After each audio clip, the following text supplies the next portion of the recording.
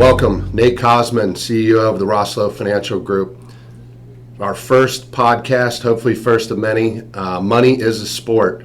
I believe that money is a sport that everyone plays, whether they're willing or not.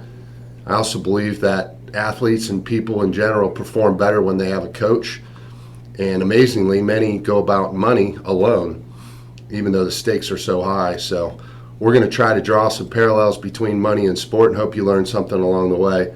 I'm super excited to have our first guest, who's been my coach, my mentor, and the founder of RFG, and my dad, Ron Rosselot. So welcome, Ron. Thank you. And our co-host today is Sean Schaeffer.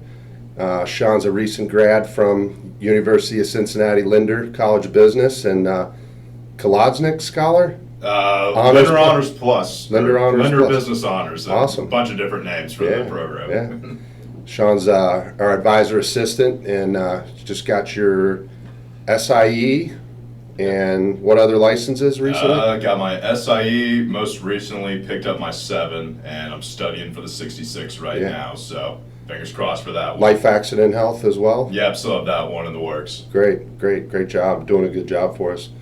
You played some sports yourself, right? Yeah, back in the day when the body was in a little bit better shape, didn't have the metal in the knee and the shoulder, but back in the day I used to play some football and basketball every now and again. Baseball too? Yeah, for a little while, but baseball wasn't my favorite. Tell me about your career as a competitive orator. As a competitive orator? Yeah. I guess during high school I used to be in a competition. You had to give an oratorical on the U.S. Constitution. It was put on by the American Legion. It's a scholarship event they put on. Yeah. Ended up making the state round my last year of doing it, and then lost that round and said senior year that was about as far as I was going to get. Yeah. I didn't know how I could change the speech to be better, Yeah. but that was a great experience. It was probably because your voice is so bad. Yeah, that's probably what it was. Yeah. They actually gave me that in the notes. Yeah. So one of the things we talk about a lot here at RFG is a concept of win by not losing. I thought maybe you could kind of describe what that means to you, win by not losing. Sure. Well, I think, as you said, money is a sport, but it's a little different because you don't exactly have an opponent across the way from you. That's right. Yeah. The only opponent you have is yourself, and you have the goals that you want to attain, and the way we want to go about it is see how we can reach those goals and as risk-free a way as possible, and only take on what we have to. Yeah. So that's where the idea of win by not losing comes in. I Sometimes mean, the scoreboard is kind of financial independence at the end, right? That's right. Yeah. Right. Sometimes it's better to not lose the points that you have on the board than trying to tack on some more. Yeah. So how do we accomplish that? Through asset management. Well, the way that we like to do it, and we change every portfolio individually for each client that comes in. Customized. But we do have a certain philosophy that we like to apply to all of our portfolios to try to what we call minimize drawdown, so we can try to minimize those losses as much as possible.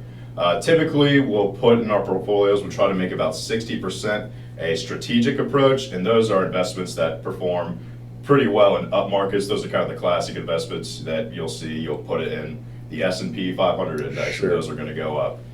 But then the other parts of the portfolio, we have different ideas to try to give a little bit of diversification and try to switch things up a bit. For instance, we use what we call diversifiers. Those are assets that typically perform well regardless of the market conditions. They can perform well in good markets, they can perform well in sideways markets, they can perform well in bad markets. Yeah, right. And then the last piece that we use is what we call our tactical approach. That's where we're kind of active in surveying the scene. We're trying to see if we can find any opportunities on the passing scene when things are kind of going sideways. Where we can see if anything is there that we can take advantage of. Yeah. So, kind of a lot of high dividend payers in that diversified portfolio, Right. or real assets, that sort of thing. Right, it's things like real estate, you said, like real assets, maybe Yeah. like a P&G, a high dividend, things Yeah. like that. So one of the things I think is interesting about behavioral finance, and they say people feel the pain of losses twice as much as they enjoy the pleasure of gains in finances. I think the math escapes a lot of people. Talk about, like, if you do see a drawdown in your portfolio, if you lose 20%, you know, what is the situation you need in order to get back to even? Right, and as you said, obviously there is that emotional impact. A lot of people do feel the losses more, but the math also is there. It's saying that you feel the losses more as well. Right. The example you just gave, if it's a 20% loss in your portfolio, let's say you lose 20% in a year, then the next year, the way the math works out, if you want to get back to your same dollar amount, you need a 25% return. Right, And because then you only have 80% of your money. exactly, you Yeah. don't have as much money to grow Yeah. with once you've lost it, and that obviously that gets compounded the higher the loss is. So that's the idea of trying to minimize our losses as much as possible. Is if Yeah. those losses aren't that high, the amount we have to make back isn't as high. It's more than our losses, but it's not going to be as high as it would be otherwise. Right. Yeah, and obviously if you can reduce that downside capture that you briefly mentioned to 10%, it's a lot easier to get when you need to get 11, Yeah, right? it's a touch over 11. Yeah, so, and I use 20 on purpose because that's about what the market's Yeah, I was down gonna this say. year. Yeah, but in general, our portfolios aren't down that much, so that's kind of in proof of concept, I suppose. Right, Yeah, the yeah. philosophy's working out. Yeah. Anything you see, you know, in terms of like asset class or anything that makes sense right now in the sideways markets that you talked about with the tactical stuff? I mean, the hard part this year, I think, is every asset class is getting beat up almost, right? Right, exactly. Yeah. There are some things. Typically, the rule is real estate's usually a good thing with There high you go. inflation and something like that because, again, real asset is going to kind of grow with the inflation to a certain degree. That's Yeah. always a good thing. A lot of these buffered solutions we're hearing about are a good idea for a lot of our clients, Right. especially with fixed income is kind of a tricky place to be in right now, but Yeah. the structured products that we see that kind of you can almost customize like how much you participate in losses and how much you participate in gains. It's Yeah. kind of a great idea for some of our clients. So Yeah. there are things out there. There are smart ideas to go to. Yeah. We just sent out a piece about the I bonds as well, which Right. is an opportunity to go direct to the Treasury and buy inflation participating bonds. So there's a couple things, but hasn't been much. Hopefully that's short-lived though. So Fingers crossed. yeah, good stuff. Thanks, Sean. So, Dad, how did you get into the financial business? You know, it's interesting. I think financial advising found me rather than Yeah. the reverse. In 1968, when I graduated from college, was the height of the Vietnam War. And I was in ROTC and I had a 2-year military obligation. But one of the things that happened, I had a 6-month window which I could be hired by a company, and I was hired by Sears Roebuck. At the time was the Amazon of the retail world. And I did that because if you had a job, the employer was required to bring you back when you finished your active duty military obligation. So in 1971, when I came back, and I worked there until I was 75, until 1975, I realized that 2 things. Number one, I didn't like retail. I didn't like the hours, the pay wasn't great, even in the management level. But the biggest thing was I realized I was not a corporate guy. I didn't like playing the game. I didn't want to wait in line for my time to be promoted, so I knew that I was in the wrong position.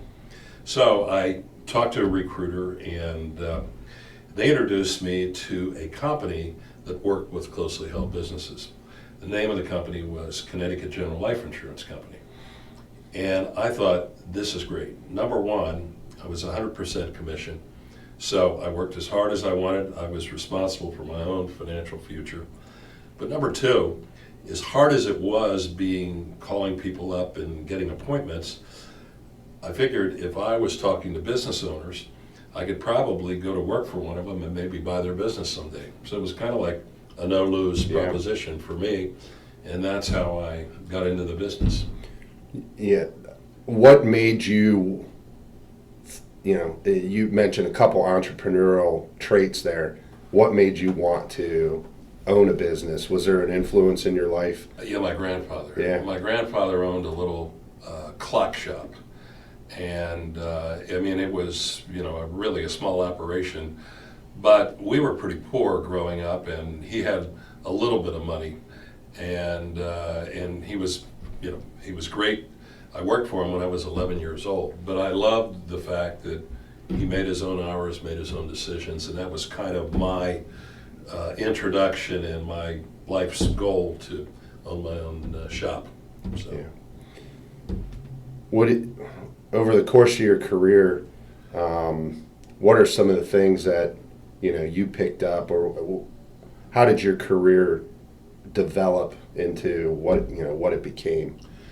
Well, one of the greatest things about my career was I called on business owners. So I would go in the first appointment and say, "Show me your business." In those days, I had almost all my appointments at their place. And it was great. The best thing you can ask a person is, tell me about how great you are. Right. Everybody likes to talk about themselves. And so, I was very interested. How do you make money? How does this work? What kind of employees do you have, and so forth. And over my career, I had a lot of very successful clients. But the best part about mine was I was helping people. I was making a difference in their lives. In my opinion, at the time, I was sort of like a financial doctor, probably as important or more important than anybody in their life, but their physical doctor, their minister, rabbi, priest. I knew more about them and what their goals were, what they wanted out of life than almost anybody else. And it was so rewarding to me, and it kept me going. And you can make a lot of money, but if you don't see yourself bringing value to the world, then it's a much tougher career to have. Sure. Well, you said financial doctor. I say financial coach, like I said in the intro. It's the same thing. Yeah, right? Same concept. Well, you also touched on it there, but you really were I don't mean that you weren't a good financial advisor, because you were, but you really were a very good business person who happened to be a financial advisor, from my estimation. Right. And that's why you ended up working with a lot of business owners. Or, I don't know which caused which. You working with business owners made you a great business owner, or that was just what you were drawn to. But talk a little bit about our succession plan, because so many businesses fail to have a succession plan, and ours was almost the poster child for a perfect situation, in my opinion. Well, first of all, you have to have the right person to turn a business over to, and you were that. From the very beginning, Thank you took a lot of interest in that. You wanted to know what we were doing, why we were doing it. And I remember specifically in 2009, after 2008 beat up everybody, I called our accountant, Steve Whitmer, and I said, Steve, I want to sit down and go over every line item we have in the business and see what we're spending money on, how we can save. He said, okay, Ron, I'll meet with you, but bring the kid. And he didn't say Ron. He called you Ronnie. Ronnie. He was the only guy who ever got away with that. Yeah. He said, Ronnie, bring the kid. Yeah. And I said, God, Steve, that's a great idea. And so Nate and I sat down. I remember it right when it happened. We talked about every line item, every expense. The building that I owned, and our staff, and so forth. And from that point forward, even though I retired 7 years later, Nate was involved in the transition, and we had meetings on a regular basis, talked about where the business was going, how we were going to get there, and all of those things. So that to me was a very important thing, and I've often told people, don't start transitioning the year before Right. you're going to retire. Do it as soon as possible, but you got to have the right person, and I had the right person. Well, thanks. That means a lot to me. And those are some of the things that we're trying to do by bringing in the next generation, guys like Sean and Max and Trent and Nathan. We've got a nice young group of peoples that hopefully can be our succession plan someday, long time down the road. Right. So, yeah. So it's great. Let's transition, because you're quite an athlete, and we promised to talk about more than just boring financial business. What was your sport? Well, when I was a kid, like both of you, I played a bunch of sports. I grew up in Mount Auburn in the inner city, and I was at the Friars Club all the time. I mean, when I went to school, right after school, I was there till 5 or 6 o'clock whenever we ate. And then when I got into high school, I played multiple sports. And even college, I played rec basketball, and I boxed a little bit. And then afterwards, after I got out into my working career, I played a lot of basketball until I was 36 years old. And I kept turning my ankle, both of them, and I just couldn't jump anymore. I was just kind of one of those guys, the old guys on the basketball court that would stick his knee out to block you. Just everybody hated the guy. So the manager of the Cincinnati Athletic Club was an old Army colonel, said, "You'd be a good handball player. Let me introduce you to that." So he did. From the minute I stepped on the court, I said, "This is the greatest sport." It's real simple. You got a ball and gloves, one other person, somebody's going to win, somebody's going to lose. Yeah. Nothing greater than that, in life. But secondly, the guys who played handball, it was such a hard sport to play. You had to be ambidextrous, hurt your hands for a while, and a lot of the people who played were business owners. So I had a great opportunity to prospect among the people that I played, and it's sort of like rugby.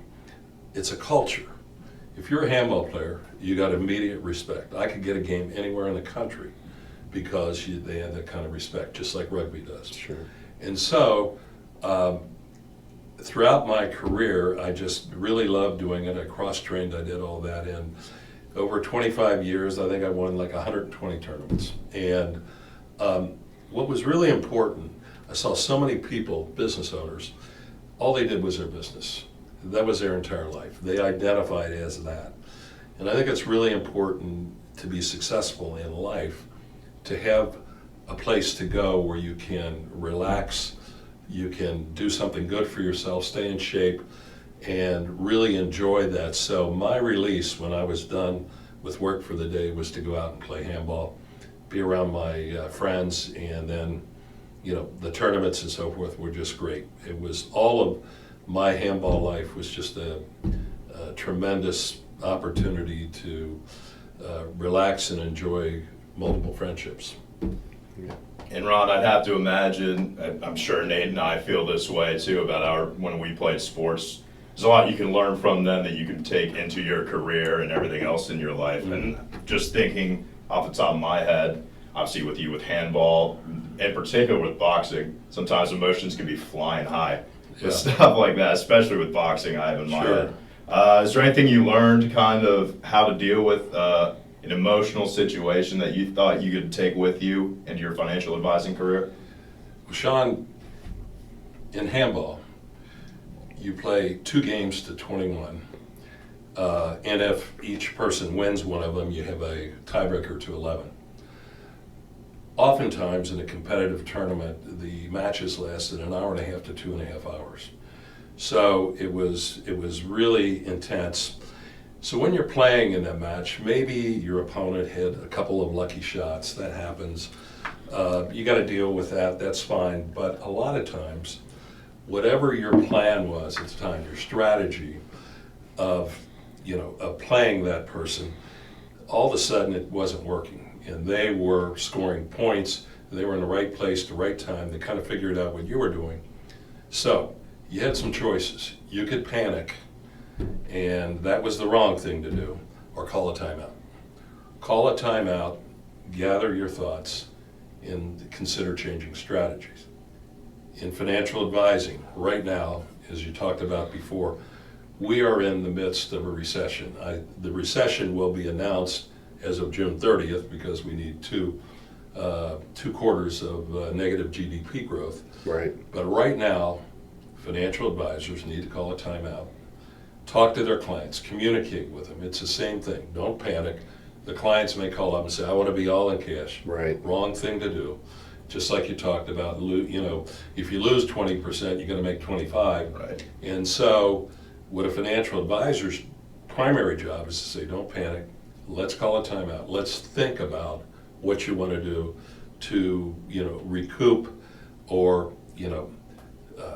level the playing field, because if you have a long time frame, do not overreact. Handball was the same way, and the secret to success was not panicking, just changing your strategy, maybe it just a little bit, Right. and you come out on top. Yeah, we got a timeout letter going out, I hope, today. But it's interesting. You think about if you're in the middle of a handball match, Right. and there's an emotional moment like Sean brought up, like there is today in the markets, but you're winning. Maybe you still call that timeout, but you got to look at the scoreboard, and that's the plan in financial Right. planning. Right. And that's the message that we're talking to a lot of our clients about today is, sure, yeah, this stinks. It's not fun losing 10%, but we're winning. The market, yeah, it will do what it's going to do over the long term. Your plan still works, right? So you're still winning on the scoreboard in that match. You're probably not going to change a whole lot, right? Right. Yeah, Right. so that's good question. So I think it's interesting, that you, the two sports that I always thought of you in being involved in, no offense, didn't think of you as a basketball player, but, I always thought you played handball, which I watched as a young man and a young kid as I was growing up, watched you play a lot. Simple sport, like you said. It's you and a ball and an opponent. Boxing's just you and an opponent. Right. And I always, thought that was cool that you boxed, but my friends always talked about your hands, how big your hands were. Did you always have big hands, or is that a result from boxing and playing handball? Did they swell on you? Actually, it's an interesting question. When I was done boxing, while I was boxing, I had the same problem. I could palm a basketball really easily until I started playing handball, because your hands swell. Yeah. Right. In boxing too, although it's a different part of your hand that does. But Yeah. I would say, in terms of when you box, the biggest problem, and when you look at the top professionals, they break their hands. Yeah. Invariably, they break their hands. So that's a matter of having them taped correctly. A lot of times, at those levels, it not really the case because they practice so much and so forth. But when at the lower levels of boxing, so many people break their hands because they just didn't wrap them, and that's a key element in when you're doing that. But also, boxing was that way too. There were two people in a ring. It's very strategic. Everybody thinks of the Mean Man contest, which we went to several times. But those are just fools that are out there that don't know what they're doing. They got beer muscles. Yeah. Exactly. Yeah. And they, and who knows what they drank beforehand in anticipation of it. But it's really handball and boxing were similar as they're very strategic. And when you watch boxing at the highest level on TV, even the heavyweight, that Tyson Fury, he's a great boxer. Right. You don't see that. I mean, the guy's 6'9". Yeah. But it's being in the right position to throw a punch. It's not really the punch you throw, but it's being throwing it at the correct time and so forth. So there are a lot of similarities in that respect. Yeah. Sean, you can imagine this house full of Division I college football players. As we were getting ready to go to college, Ron used to come in the room with those giant mitts of his and go, "Anybody want to have a hand fight?" And none of us could beat him. I was gonna say, just kept control of the house that way. That was keeping control of the house is pretty difficult with those sons and those guys. Nate wasn't the biggest. No, not by a long shot. Yeah. Not by a long shot. But to this day, if I see Jamie Mons or Jeff Haas, they'll mention something about Ron's big old mitts. So it's pretty funny. You're not boxing anymore, though, or playing handball anymore? No. No. My body is, it's Not it not really many guys your age would be, though. It beats you up Yeah. a lot, and unfortunately, I wouldn't trade it though. It's I worth it. played till I was 65 in tournaments, and and so then I, in my mid 50s, turned to golf for a lifetime sport. I mean, that made sense at that time, and now I'm fortunate enough to play a lot of golf, so I enjoy that. You playing today? Nowadays. No, it's too wet. I mean, the rain last night was crazy. Yeah. Our whole neighborhood is limbs down and everything, but You were pretty excited a couple of weeks ago. You called me and you almost shot your age. I did. I shot it 3 times in the last month, Did you really? In April. That's in the terrific. month of April. I Congrats. shot 3 times. Thank you. That's amazing. Yeah, that's something in golf which is important. Anybody else, what does that mean? But no, it's kind of, as you get to be, in your 70s, if you can do that, I mean, it's a great accomplishment. For me, although I know some guys at the club I'm in Florida that's done it 250, 300 times, 84 years old, every time he goes out, That's does great. it. So yeah, it's fun. Yeah. It's fun. Well, growing up watching you with your handball bag and all your gloves hanging off of it, you worked hard. And Yeah. you stayed in, you didn't just play, you worked out, you trained, you ate right, you did a lot of those things. And that was one of the things that I picked up from you as a role model is, you got to be a good example for your kids. And, I tried to emulate that. And my kids came and watched me, play rugby, Sure. and it's kind of turned out all right for Max. And Great, yeah. So it's kind of interesting how that gets passed on. And in financial advising, just like as you asked Sean before, so he's getting all his tests, all his licenses. You've got to do that, and you've got to have the discipline to become an expert in financial advising. You don't have to know all of the details that that's not required, but it's like cross training in a sport. Mm-hmm. You've got to do that. It's not, nobody walks out in a court and is a superstar. The things that I think of is Kobe Bryant as an example. Kobe Bryant worked harder than anybody else. He was great, but he worked harder than anybody else, and he talks about that all the time. In today's world with professional athletes, the days where the guy smoked cigarettes right beforehand, those are over. But what I would say in my career was the other part. I became good because I worked hard at it. I wasn't like a guy that was just super fast or had the phenomenal hand-eye coordination. Basically, I worked out with personal trainers. I did a program that Nate worked at it, that was designed really for college players. It was called Acceleration. I did that. I was the oldest guy there for a while. Yeah.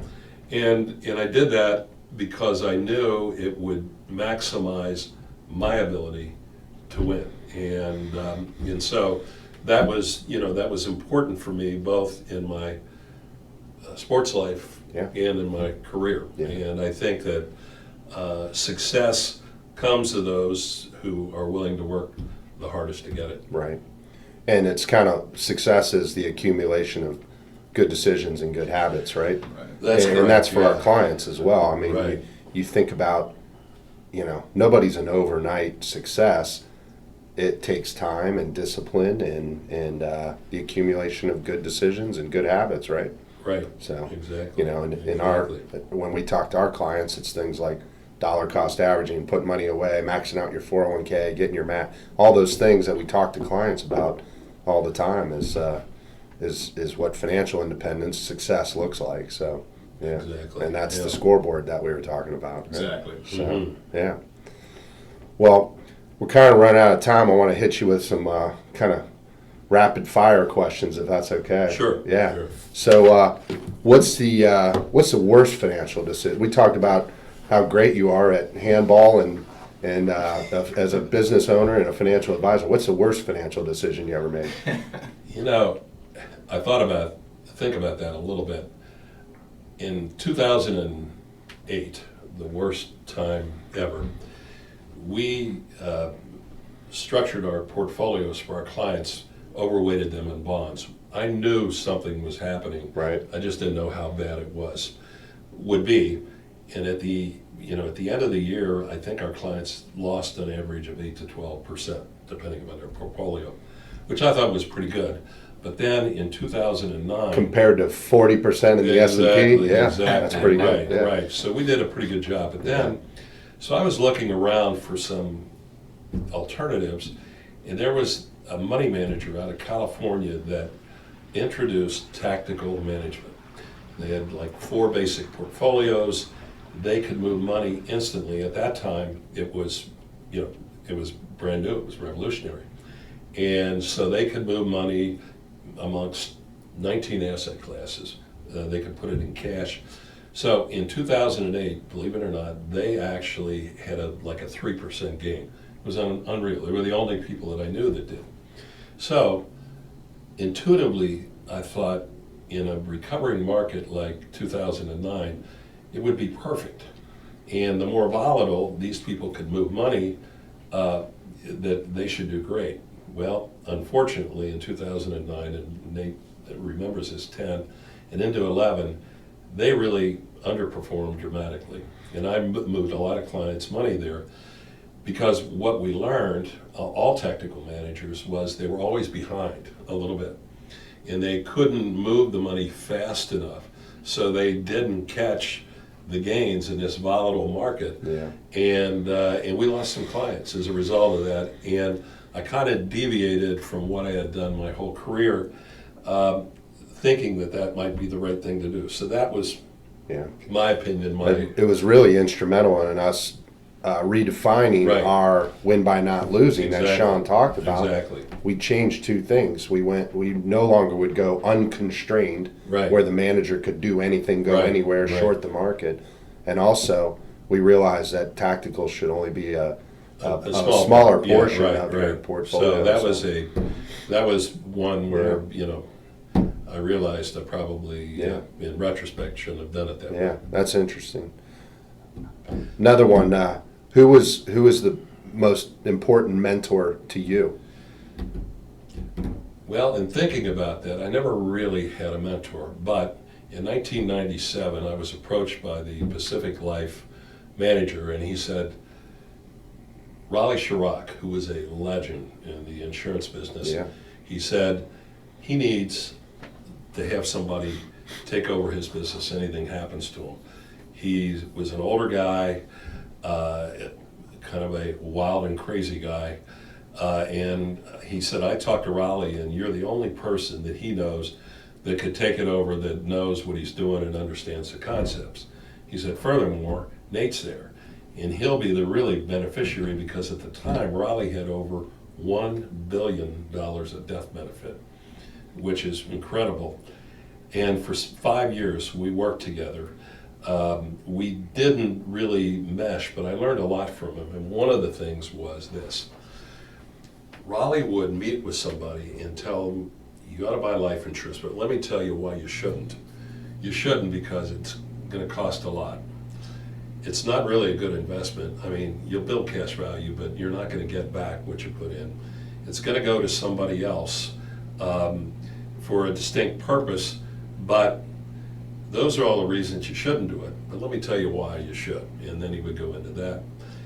And invariably, they would go to their accountant or attorney and they would say, well, this costs too much. And they said, Raleigh already told me that. So I learned a lot from him. As wild and crazy as he was, I had a great deal of respect for him, and I know Nate did as well. We could have a show with him, and it'd be we could have a show without him and just tell stories about him.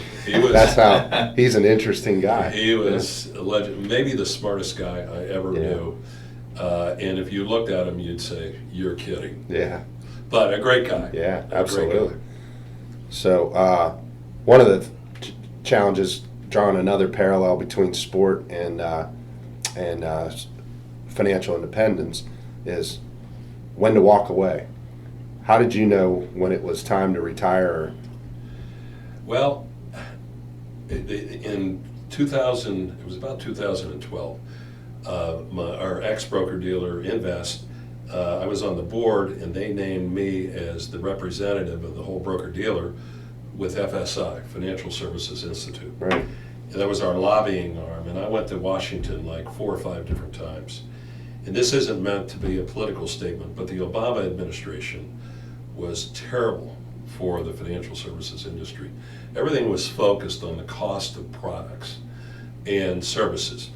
And no matter what you did, it was, well, you can cut the cost, you cut the cost, cut the cost. And one of the things I looked at was, gee, if these guys win again in 2016, this is really going to be tough. They had no regard for the financial services industry at all. So that was one reason. The other reason, quite honestly, was technology. You guys have grown up with it. I grew up with a yellow pen. Right. And so even though I tried my best to embrace it, it just wasn't second nature to me. So I realized the industry was going to more and more technology, and this was about time for me to hang it up. So those were the 2 reasons really that I did that. Yeah. Tell you what, Ron, I have one for you. So, obviously, you talked about when you decided I'm walking away entirely, like I'm Right. ready to call it quits. When, during your career, did you think, all right, maybe I'm not ready yet, but I know when I am, I know I'm leaving it to this guy right here. I know it's going to be in good hands. When did you realize that? I don't think I've ever told him this, but we were at a conference in 2012. It was put on by Curian, one of our vendors, Curian Asset Management, and they had a guest speaker there who was the preeminent business broker in the financial services industry. And they put on a presentation, and they said, don't just consider a family member to transition your business to. Go beyond that. Take a key person in the company and provide them with some ownership, maybe minority. And we were at that meeting, and Nate said to me, we got to bring Ryan in. We got to make him a shareholder because we want to keep him. He's great. And at that point in time, I knew Nate was the right guy because he not only thought of himself in running the business, but said, I've got to think beyond myself. If something happens to me, Ryan was 10 years younger than him, and he would be the guy. So once I saw that, I knew, okay, this, Nate's really thinking like a business owner way beyond his time. It's been a good decision. Ryan's a perfect partner for Right, me he and is a good, yeah. terrific financial advisor. Exactly, Yeah. he did both of those things. Yeah. I wanted to bring something up we didn't even touch on.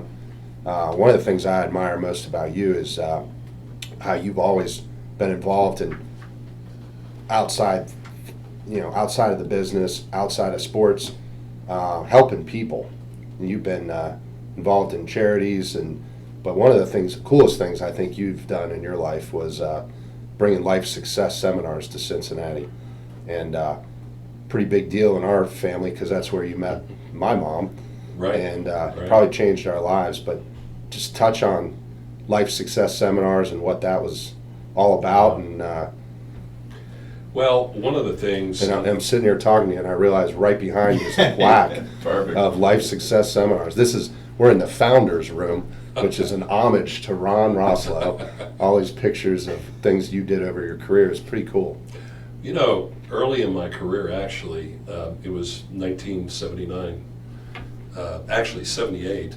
I was in the business 2 years, and this guy came down named Jim Quinn and put on a program, which we're going to do actually for you guys, called Counselor Selling, and it was how to develop trust with people. And I was just mesmerized by it. And so after the meeting, and this was before our whole agency, I said, Jim, I want more of this. And he said, well, come to Chicago next month in January, and we're going to go to the Holiday Inn in Northbrook. Now, in those days, you didn't have Google Maps, right? I didn't know where Northbrook was. I knew where Chicago was. And I went up to Chicago the next month for a seminar. It changed my life. I realized everything that happened to me in my life was really my own doing.